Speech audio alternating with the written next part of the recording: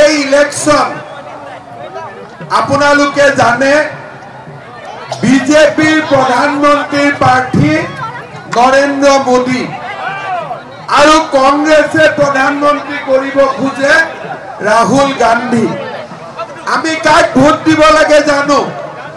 ভাৰতৰ মানুহে অসমৰ মানুহে ইতিমধ্যে সিদ্ধান্ত লৈছে যে আমি নৰেন্দ্ৰ মোদীক আকৌ প্ৰধানমন্ত্ৰী পাতিমেই। হয়নে নহয়? হয়নে নহয়?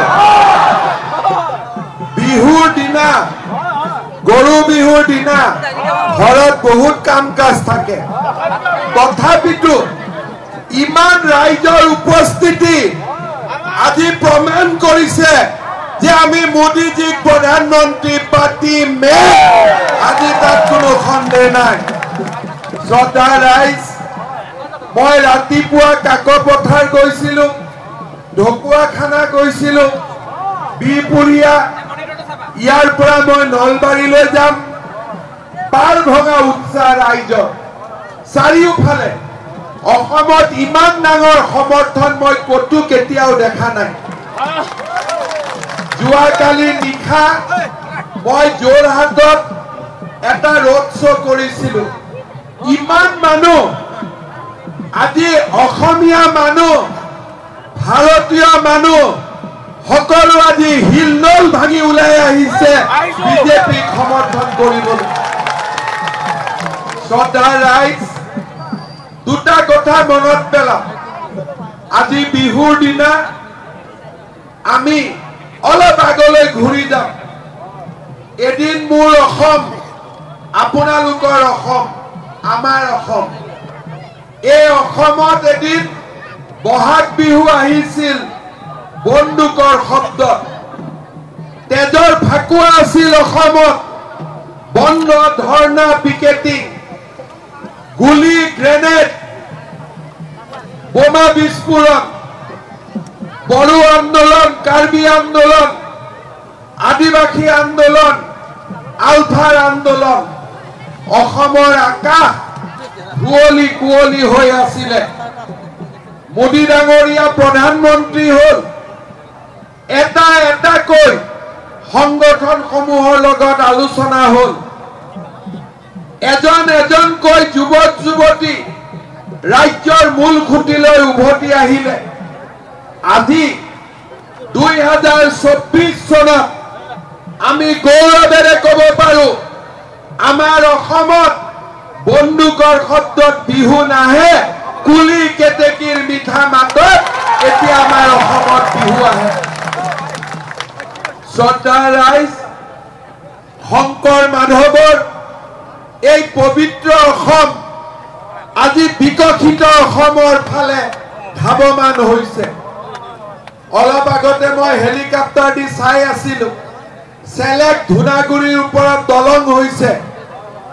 আজি ধলা শদিয়া অহা কেইদিনমানৰ পিছত নুমলীগড় আৰু গহপুৰৰ মাজত ব্ৰহ্মপুত্ৰৰ তলেদি সুৰংগ দি আমি অহা যোৱা কৰিব পাৰোঁ। এতিয়া কাজিৰঙা চোৰাং চিকাৰীয়ে গড় হত্যা কৰিব নোৱাৰে। অসমৰ যুৱক যুৱতীৰ ভৱিষ্যত ধ্বংস কৰিবলৈ ড্ৰাগছ ব্যৱসায়ীসকলে এতিয়া আৰু আগৰ দৰে ইয়াত ৰমৰমীয়া ব্যৱসায় কৰিব নোৱাৰে। এতিয়া গভীৰ নিশাও মানুহ ৰাজপথলৈ ওলাব পাৰে।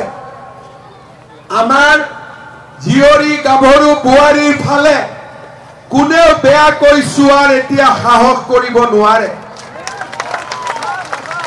অসমৰ জনজীৱনলৈ পৰিৱৰ্তন আহিল।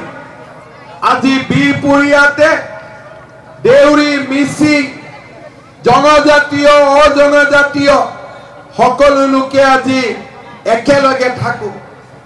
কোনো সংঘাত নাই গোটেই অসমত। আৰু এতিয়া আমি অসম এখন নতুন অসমৰ ফালে ধাৱমান হৈছো।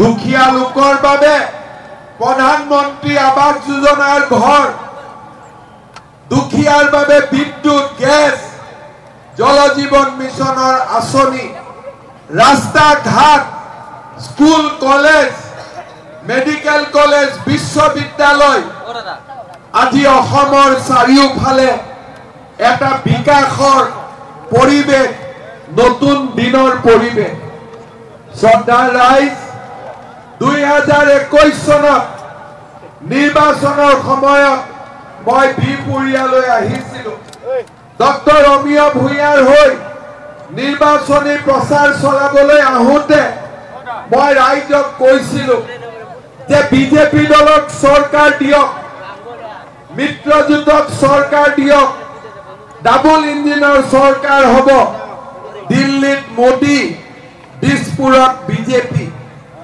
অসমত আমি 1 লাখ যুৱক যুৱতীক চৰকাৰী চাকৰি দিম